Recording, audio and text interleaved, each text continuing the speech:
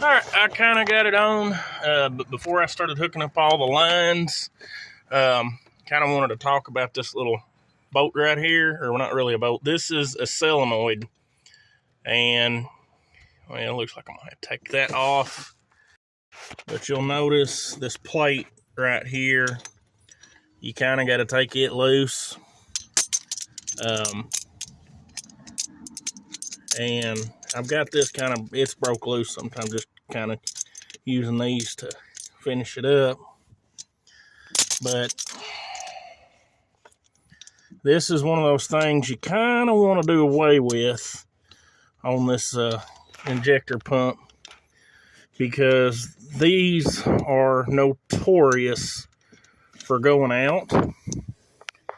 And when the solenoid goes out, one of two things are going to happen. You're either going to have a solenoid that will not allow you to shut the truck off when you turn the key switch off, or you're going to have a truck that you will not be able to start because it does not open up, allowing fuel to pass through. Because this right here, this is actually the thing that you have to, it has to be able to open up in order to allow fuel to pass through. That's what these two, and it only requires one. Just requires one 12-volt wire to allow it to be able to turn over. But you can bypass this by simply taking and pulling this out and removing the pin from the solenoid. Of course, it's still giving just a little bit of trouble trying to turn it. Them little tabs where you put the electrical thing on is getting hung up on it.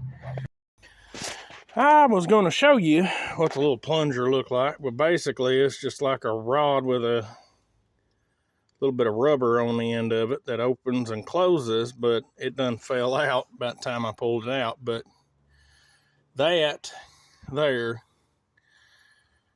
is what you'll want. There's a little pin in that. That's what you want to remove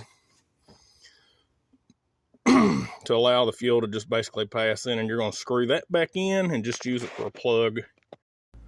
But the reason you don't need this to shut the truck off is because there's a manual shut off right here that actually kills the fuel to the injector pump and doesn't allow it to pass into the engine.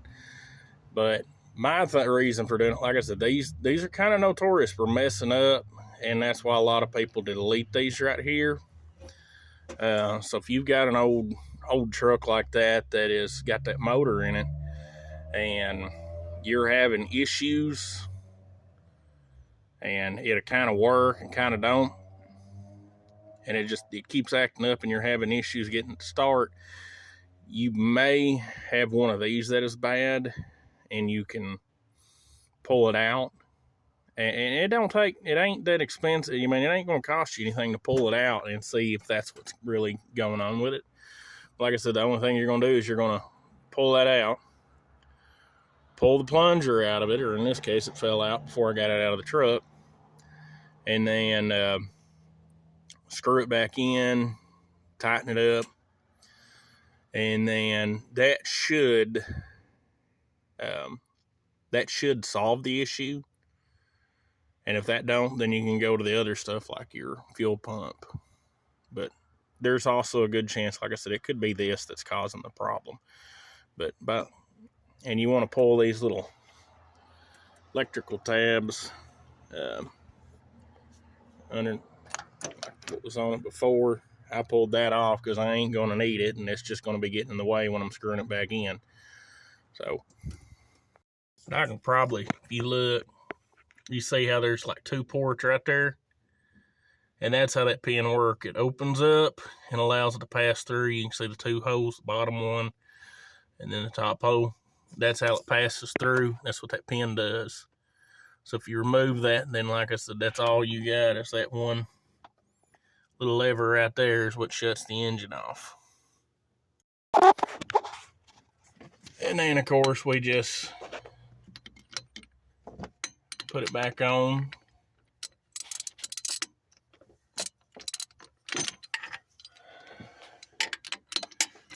And just kind of tighten it up. Works out better if you got a regular wrench, but that's just what I found at the time.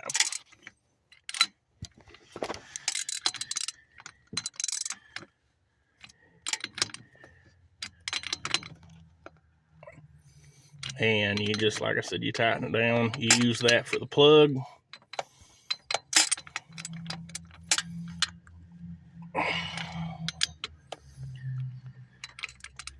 And a lot of people like these old engines because it only takes about 2 wires really to start them. That's your starter wires and that one that goes right there. But if you remove that, then you don't even need that. Y'all can let me know what you think. Please like and subscribe.